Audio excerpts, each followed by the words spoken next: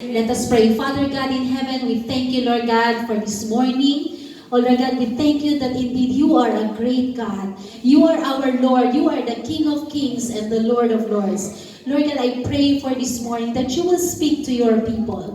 I pray, oh Lord God, that they will have a new perspective of communing with you in prayer, of communing with you, Holy Spirit of the living God. You are human born again spirit. And at this moment, oh God, I speak, oh Lord God, to every soul. I speak to every soul right now.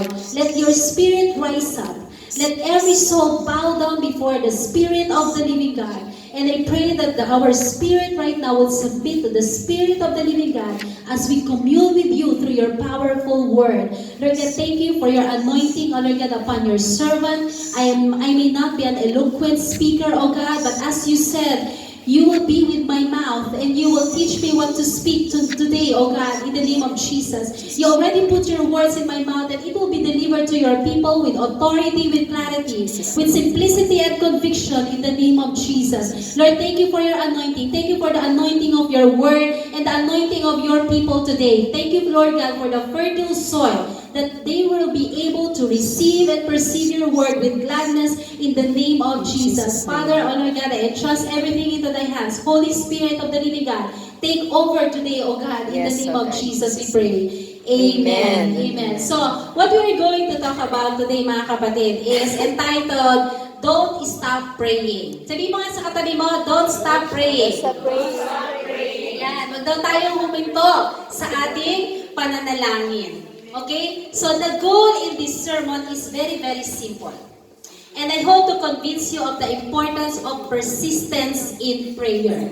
So tinignan ko kay kapatid na Google, okay? Ano mo ba ang ibig sabihin ng persistence? So the persistence is the fact of confirming in an opinion or course of action in spite of difficulty or opposition.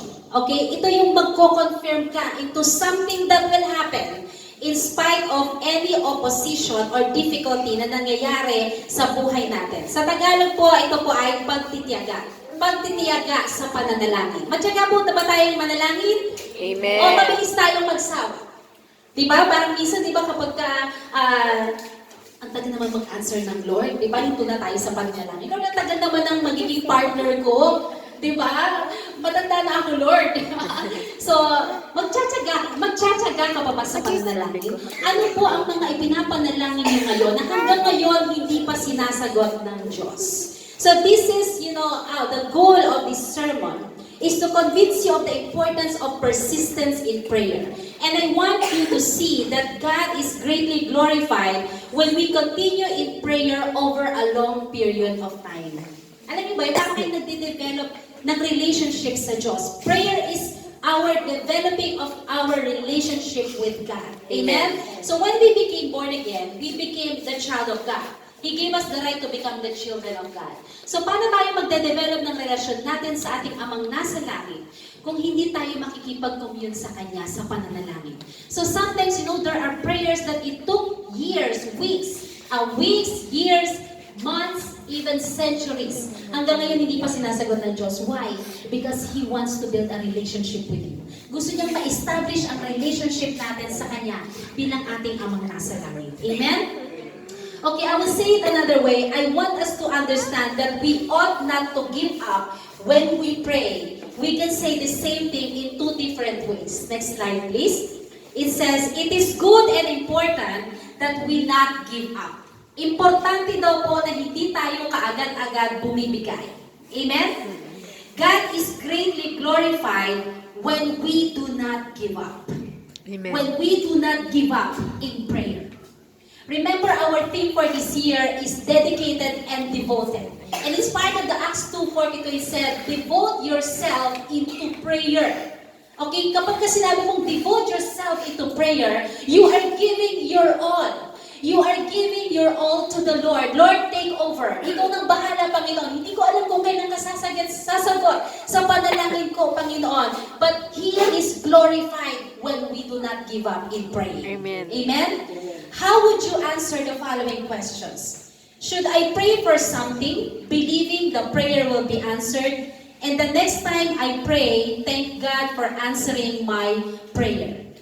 So, minsan, di ba, ang tanong natin, Lord, kapag ipapray ko ba ang bagay na ito, kaya niyo bang magpasalamat sa Diyos bago pa man siya sumagot sa iyong panalangin?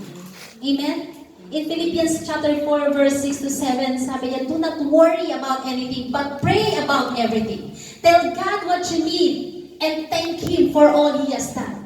You know, we can pray and at the same time, thanking God kahit hindi pa nangyayari yung pinapanalangin mo sa Panginoon. Amen? We can be prayerful and thankful at the same time. Does it mean that if I ask over and over again, I lack faith in God answering? Pagka nananalangin ba tayo ng paulit-ulit, yung the same panalangin, na Panginoon, panalangin ko na maslibang nanay at tatay ko, panalangin ko, Panginoon, na makuha ko itong trabaho to, Lord, panalangin ko na gumaling ang kapatid ko, Panginoon, panalangin ko na, oh Lord God, na umasenso ang buhay ko, yung paulit-ulit na panalangin. Does it mean that you lack in faith in that God answers prayer? If I thank Him and wait, does that mean I am not praying unceasingly? Or is it a combination of the two questions? Sometimes we know in our heart that prayer request has been answered. So we thank Him, and sometimes we are led by the Holy Spirit to ask over and over again. May mga pagkakataon po sa ating pananalangin, the Holy Spirit will lead you. Pray again, pray again, pray again. Pray until something happens. We've all wondered how long we should pray for something. So here is the general rule you can follow. You should pray for something until, sige pa, basahin natin. You should pray for something until The answer comes, or the circumstances change, or God changes the burden of your heart. Okay, so meron po tayong 3 general rule pag tayo po ay nananalangin. You should pray until the answer comes. Hanggat hindi pa sumasagot ang Diyos, manalangin po tayo. Non-stop prayer. Amen? And then, manalangin tayo sa Diyos until the circumstances change. Amen? Minsan sa trabaho ninyo, no? Lagi kayong nakakaharap ng mga difficult di ba? O kaya mga difficult people is surrounding you. Panginoon, pwede bang tanggalin mo na lang ako sa trabaho ko para hindi ko na makaharap ang mga taong ito. Di ba? You keep on asking for God, for something until your circumstances change. But you know what? The Lord will not change your circumstances until He change you first. Amen. Amen? Kailangan mo pa na munang magbago muna. Amen? Minsan sa trabaho mo, Panginoon, pwede po ba, alisin niyo na lang ako sa pwestong ito kasi nahihirapan po ako makisama sa aking makasama sa trabaho. For the last 9.5 years, God keeps on changing me. God keeps on breaking my pride. God keeps, on changing something in me that does not belong to the Lord. Amen. Amen? Para makita ng mga tao kung sino ka, kung sino ang Diyos na meron ka. He will never change your circumstances until He change you first. Amen? And then, the third general rule, you should pray for something until God changes the burden in your heart. Amen? The Bible said that carry one another's burden. Sige nga, sabihin mo sa katabi mo, I'm carrying your burden, kapatid. I'm carrying your burden. Share tayo sa burden mo. Share tayo. Okay? So, we should not... Okay, so pakita po natin yung next slide. Pray until something happens. So, yun po yung push. Push ka ng push. Pray ka ng pray until something happens. Until God answers your prayer, until your circumstances change, until God change the burdens of your heart. Amen. Amen? So, wala po kayong ibang choice, hindi po sumasagot ang Diyos, hindi pa niya nagbabago ang aking sitwasyon, hindi pa nalilift ang aking burden. Pray until something happens. Amen? Amen. So, we should not discount the importance of that third one. It's hard to define a burden. But we all know what it is like to have a deep concern for others. Minsan, di ba, nababurden tayo sa isang kapatid o sa isang hindi pa mananampalataya. Lord, I keep on praying this person in my workplace na makatanggap siya sa Panginoon, makilala kanya ang Panginoon. Di ba, meron kang deep concern sa ibang tao. Meron kang deep concern about the healing of other person, so you keep on praying for that other person. God may give us a burden to pray for our church. God may give us a burden to pray for your church here. That Lord, multiply us. Send more workers. Send more laborers, O Lord God. God can give you a burden until you can see with your own eyes that we are already overflowing here. Amen. Amen? God can give you a burden for revival or for spread of the gospel in other countries. God can give you a burden for a certain city or for the people we work for. So burdens comes in different shapes, in different sizes. Minsan maliit lang na burden, minsan malaking burden. But we should be sensitive to those burdens and use them as incentives to prayer. Incentive pa pala kapag nagkakaroon tayo ng burden to pray. Why? Kasi marami kang pagkakataon na makipag-usap sa Diyos. Amen? Minsan kasi kapag okay tayo, nakakalimutan natin ang amang nasa langit. Pero binibigyan ka niya palagi ng burden. Pag-pray mo tong taong to, pag-pray mo ang church, pag-pray mo ang mga pastor and minister, marami kang pagkakataon na makipag-usap sa ating Diyos. Amen? God may be calling us to focus our prayer in a new direction. And obviously, we will always be burdened to pray. So, sa mga may family, no, we will always have a burden to pray for our children, for our husband, for our wives, for immediate concerns. Amen? So, pagka nananalangin po ako araw-araw, hindi nawawala ang panalangin ko sa aking asawa at mga anak. Amen? So, 3 years, they are not with me. And I know and I believe that God is taking care of my family. Hindi nawawala yun sa aking pananalangin. And you know, God keeps on making miracles, signs, and wonders sa buhay ng aking mga anak. Amen? Praise God. So, but what about praying for the same thing over and over again? Meron po ba kayong pinapanalangin? Siguro ngayon po, no, nangunguusap na sa inyo ang banal na espiritu na, di ba meron kang panalangin na paulit-ulit? Hanggang ngayon, hindi ko pa sinasagot, di ba? Is that a good thing or a sign of a lack of faith? Let's begin by noting that many times when we pray, we simply don't know how God intends to answer our prayers. Amen. We don't know if God will answer it immediately, or if God will tell you to wait, o baka hindi na niya sasagutin ang panalangin niyo. God knows. God intends to answer our prayer. That often happens when we pray for a loved one who is desperately sick. Have you experienced before when you pray for the sick? No, you keep on asking God, Lord, ikaw lang naman ang makakasagot sa panalangin ko eh. 2009, well, before my mother died, no, dinadialysis po siya. We keep on praying. 1 year pa lang kami noon ni Mami Brenda in our discipleship. So, talagang hindi pa ako marunong pong mag-pray noon. And she taught me how to pray. That is the first thing she taught me as her disciple. She taught me how to pray. So, I told her, my mother is having a dialysis. So, in-spare pa ng Lord ang kanyang buhay for 2 to 3 years. Amen? But I was desperately asked the Lord, extend mo pa ang buhay ng aking nanay, ano? So, she was the one na bumili na siya, sabi niya, hindi ko na kaya. So, it depends also on the people you are praying for. You have faith to pray for a person. But God intends to answer our prayer. Gusto pala ng Lord, magpahinga na ang aking nanay. Kaya year 2009, kinuha na siya ng Lord. And I believe, before she died, she received Jesus as her personal Lord and Savior. So, magkikita pa rin kami sa langit. Amen? Praise God. So, we generally don't know in advance if God intends to heal them quickly, or slowly, or if He does not intend to heal them. God only knows. God is sovereign God. Huwag niyo pong sisisiyan ng Lord, bakit hindi niyo pa siya pinapagaling? Tagal ko na siyang pinapanalangin.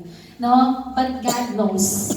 God knows if a person will be healed or if a person cannot make it. And when we pray for certain things to happen, we don't fully know the mind of the Lord. Sabi ng Bible, di ba? Who has known the mind of the Lord? Siya lang po nakakaalam kung ano ang nais niyang gawin sa buhay po natin. Sa ating current situation ngayon, God only knows when we are going to stay in this country.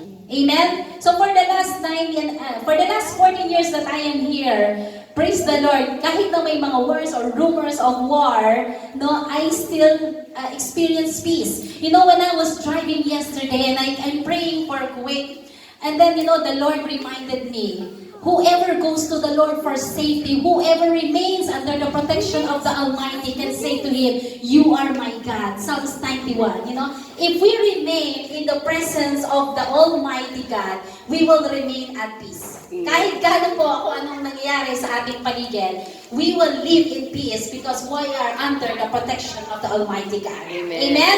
Hallelujah.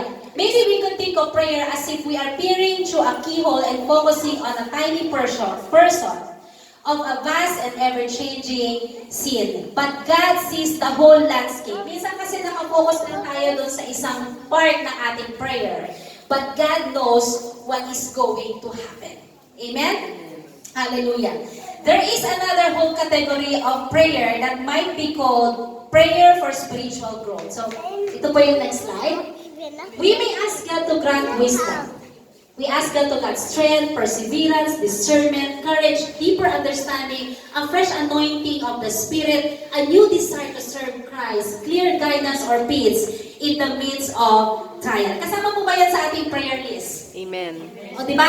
Yan po ang ating prayer for spiritual growth. So those are extremely biblical requests, and we may be sure that God will answer those prayers. But the how and when rests in the hands of the Lord. Amen. Amen? Whatever we pray for, God knows, amen, when He is going to answer it for us.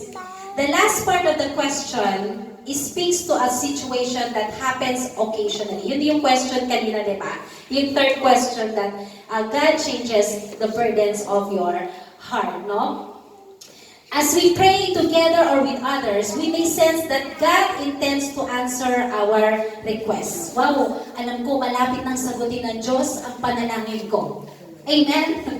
Alam niyo po ba sa trabaho ko po over the last 9.5 years, my level is grade 3. Okay, level lang po yun ng technician. Okay, level lang po yun ng ordinary team member.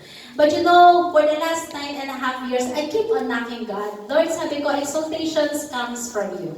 The promotion came just last week. Wow. Praise Hallelujah. From grade 3 to grade 4. That is my God. Amen. He answered my prayer. Praise I never stopped asking God. Kung naghihintay kayo ng promotion, kahit walang nakakakita ng ginagawa niyo, God knows what you are doing. Amen. Because we are serving our Master King. You are not serving for a person, you are serving for your Master, King of Kings and the Lord of Lords. Amen? Amen. Kaya sa Kanya po magagali ang promotion. Hallelujah. Praise God.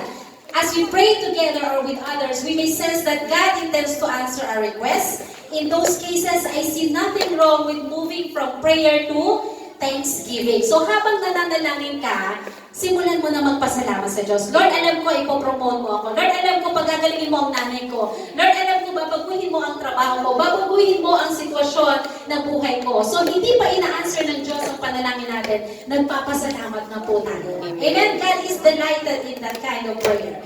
However, let's be clear that God is sovereign God. Sabi nga natin, God is sovereign. God is sovereign. He is taking control. He is taking control. He is not held captive by our subjective sense of what we think He will do in the future. No? Hindi siya held captive na, Lord, gusto ko ito ang mangyari. Alam ng Diyos kung kung paano niya sasagutin ang panalangin mo, kapatid. Amen. Amen? Amen. So let us move on to the key scriptures. Tingnan po natin ang mga biblical references that God indeed answer our prayers. So I have been encouraged by these three particular scripture. Let us read po number 1. I give us the God of our Lord Jesus Christ, the glory Father, may give you the spirit of wisdom and revelation, so that you may know Him better. Amen. I keep asking that the God of our Lord Jesus Christ, the glorious Father, may give you the spirit of wisdom and revelation so that you may know Him better. This is the prayer of Paul to the Ephesians. Ang prayer niya is, Lord, bigyan mo sila ng spirit of wisdom and revelation para mas lalo ka pa nilang makilala sa pamamagitan ng iyong mga salita. So, note the phrase, I keep asking. I keep asking. Paul did not believe that if you made a prayer request, you never had to make it again. Okay? Sinagutan ng Lord ang panalangin mo, keep on asking. Pinromote ka na niya, keep on asking. Amen. So, pinagaling na niya ang may sakit sa pamilya mo, keep on asking. Amen. Lord, thank you for the successful operation of my brother or my sister. Lord, I pray also that she will recover completely. Lord, I pray makabalik na siya sa kanyang trabaho. Lord, I pray, O Lord, na mangyari ang plano mo sa buhay niya. Keep on asking. Even the Lord already answered your specific request. Amen? You never had to make it again. When Paul prayed for the Ephesians, he prayed the same request over and over again that they would know God better. Very specific po ang panalangin ni Paul, that they will know God better. Panginoon, bigyan mo sila ng spirit of wisdom and revelation para mas makilala ka pa nila. Amen? Para mas malaman pa nila kung sino ka sa buhay nila. Amen. Sometimes I hear it said that since God knows everything we say before we say it, and everything we think before we think it, which is true, that we should never repeat ourselves in prayer, which is not true. We don't pray to inform God of anything. Alam na ng Diyos yun, mga kapatid. Alam na niya kung ano ang ipapanalangin mo sa Kanya. He knows that what we are thinking long before we voice our prayers to Him. Di ba isipin natin, Lord, alam mo na yung prayer ko, in Jesus' name. Hindi mo gano'n, di ba? So gusto talaga ng Diyos, makipag-converse tayo sa Kanya. Alam na yan ng Lord. Hindi na surprise sa Kanya kung ano nangyari sa buhay mo, kapatid. Gusto lang niya na makipag-commune ka sa Kanya. Keep on asking, keep on praying. Amen? Amen. He knows what we are thinking long before we voice our prayer. But if He knows all, why pray at all? O, kung alam na pala ng Diyos, bakit kailangan pa nating manalangin? The simple answer is one you have heard before. He is God and we are not. Amen. Amen? He is omniscient God. He knows everything. Amen? He knows what is exactly happening to you, kapatid. We pray to express our total dependence on Him in every circumstances of our lives. Amen? So kapag ka nananalangin po pala tayo, at alam na natin, oh Lord, alam mo naman kung ano pinapanalangin ko eh. We pray to express our total dependence on Him in every circumstances of life. Lord, alam mo po ang sitwasyon ng family ko. So, dependent tayo sa Kanya. 100% dependence on our God. Amen? The Bible said, trust in the Lord with all your heart and lean not on your own understanding. In all your ways acknowledge Him and He shall direct your path. He wants our 100% trust and dependence on Him. Hallelujah. Amen. As we continue to pray for the same things for our loved ones over and over again, the godly desires of the heart grow stronger, and we are reminded that every day we must be 100% dependent on Him. Amen. Amen? So, kung meron po kayong pinapanalangin na loved ones na hindi pa saved hanggang ngayon, amen? God desires that we will grow stronger and reminding us, nire-remind na tayo ng Panginoon every day, 100% dependent on Him alone. Amen. Amen? We cannot live on yesterday's blessing. We cannot depend on yesterday's prayer. Kaya nga meron pong word from the Lord in 1 Thessalonians 5:17, pray unceasingly. Never stop praying. Amen. Day and night, night and day. Offer a sacrifice of prayer for our Lord, our God. So just like Paul, we keep asking on behalf of our loved ones. Keep on asking. Keep on asking God and praying for your loved ones by name every day. Amen. Something will happen. Amen? Amen. Number 2 scripture, your Father knows what you need even before you ask of Him. Matthew chapter 6 verse 8. That means we don't have to impress God or use big words or pray long prayers. Okay po? Isa kasi, Ang hirap ng mga manalangin. Minsan, di ba kapag narinig niyo manalangin si Pastora, si Kuya Bo, o yung mga kapatid po natin, na yung mga elders of the church, ang galing naman nilang manalangin, nalalaki ng mga panalangin nila. Hindi ko yan kaya, Lord, di ba? Maliliit lang po yung mga prayer ko. We don't have to repeat ourselves when we pray, and we don't have to worry about getting all the details correct or throw in flowery language when we pray. So kapag, di ba, nagkakaroon po tayo ng group prayer, no? Hindi po importante na ang galing naman itong manalangin. You know, tinitingnan na Diyos kung ano ang nasa puso natin, kapatid. Amen? He knows, He said, the Father knows what you need even before you ask of Him. Since God knows us through and through, He knows our needs better than we do. Amen. Amen? God knows us through and through. He knows our needs better than we do. Alam ng Lord better than you. Okay? Amen. Kaya huwag mo siyang pangunahan.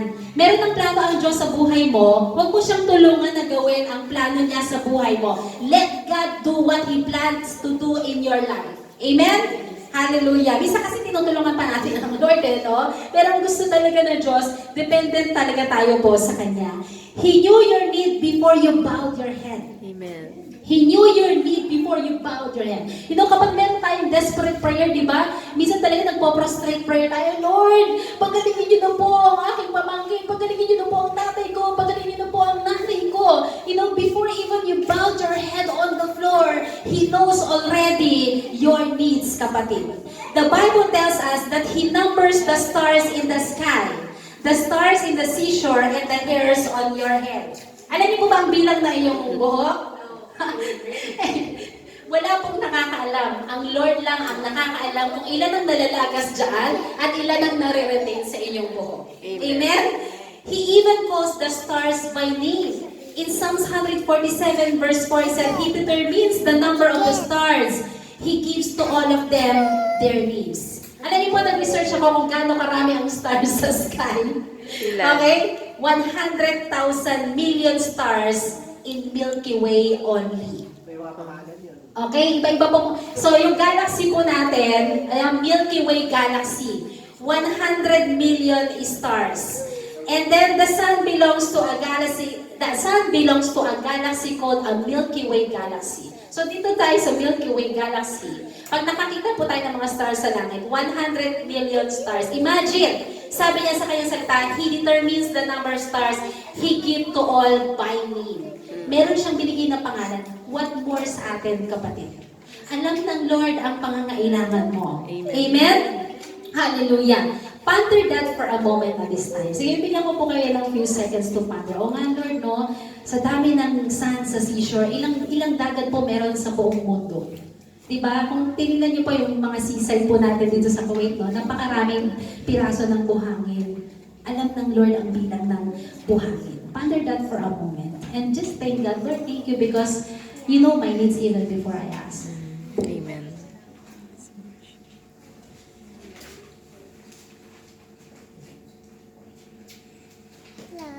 So billions and billions of stars, and He knows the name of each one. So think how easily you get flustered or confused. No, sometimes, di ba, ang hirap natin makaalala ng pangalan ng tao.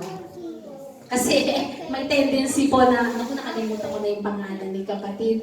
Pero ang tatay natin sa langit, kilala niya tayong lahat. Amen. Nung hindi ka pa pinanganak, kilala ka na niya. He knows your name even before you were born. Even before you were born, He prayed for you in John 17. Pinanalangin ka na niya, kapatid. Alam niya na narito ka ngayon sa service na to. Alam niya na makakilala ka sa Diyos. Alam niya na maliligtas ka. Amen. Alam niya na mapupunta ka sa langit. Amen. Praise At God. alam niya kung sino pa ang ipapakilala niya sa iyo para kilalanin siya. Amen. That is our God. Amen. Amen? But God not only knows all the people in LCC, He knows every person attending every church everywhere in the world. More than that, He knows the names of all 6.5 billion people who call planet Earth home. But even beyond that, He knows the names of everyone who has ever lived and everyone yet to be born. He is our God. Amen. He is our Creator. He is the omnipotent, omniscient, all-powerful God. Amen. So if God knows all that, and it's not even a strain for Him Do you think He is going to be surprised that you're worried about your finances? Hindi na siya nasusurprise kung meron kang problema sa pera. Hindi na siya nasusurprise kung wala ka pang trabaho hanggang ngayon. Hindi ba siya nasusurprise if your kids, are getting on your nerves kasi hindi mo sila masaway. He knows your thoughts before you think them, your words before you speak them. Amen. It's not a surprise for God why there is a ban in Kuwait. It's not a surprise for God why there is a Taal volcano eruption in Batangas. It's not a surprise for God where there are rumors of war. He knows it already, even before the foundation of our world. He is our God. Amen? And He knows you. He knows your needs even before you ask. Amen. Do you have a need right now, kapatid? Hindi ba sinasagot ng Diyos ang panalangin mo? He is not surprised. Minsan nasusurprise tayo, Lord, bakit nangyari sa akin to? I have a daughter. Her name is Abigail. It's not a surprise for him na hanggang ngayon hindi pa siya nakakalakad. But I know that my God will heal her. Amen. And that is my faith. Amen.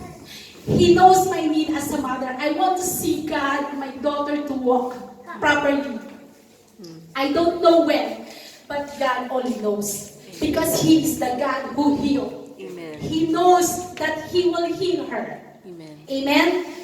That is my God. It is my desire. God desire for me is to talk to Him. Kausapin mo kung tungkol sa anak mo. Amen. Diba?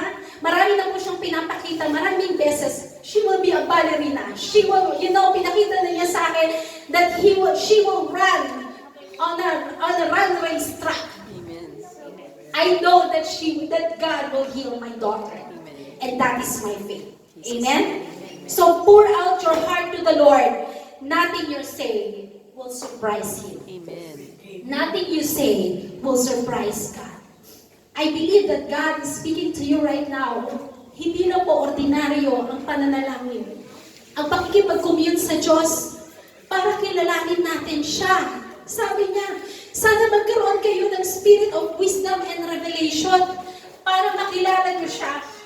Habang nananalangin kayo, habang sinasagot niya ang panalangin niyo, mga kapatid, nakikilala niyo siya. How will you know that God is a great healer if you will not experience to be healed? Amen. How will you know that God is the provider if you will not experience lack? Amen. How will you know if God will do great miracles, signs, and wonders? If you can be in a situation where there are things that is impossible. God is the God of impossibility. Yung kinanta natin kanina, way maker, miracle worker, promise keeper. He is a promise keeper. He is truthful. Amen. He is faithful to all His promises. Lord, sinabi mo, Panginoon, Lord, kahit isa lang ang manalangin sa bansang ito, hindi mo po ito, Panginoon, wawasakin. Amen. God, sees anyone who is seeking to Him. He is calling every one of us to bow down on our knees and pray for our country to be at peace. Amen. Even our country in the Philippines, even the country where, chaos is going on. That is our God. Hallelujah. Praise God. The third scripture. Jesus told His disciples a story about how they should keep on praying.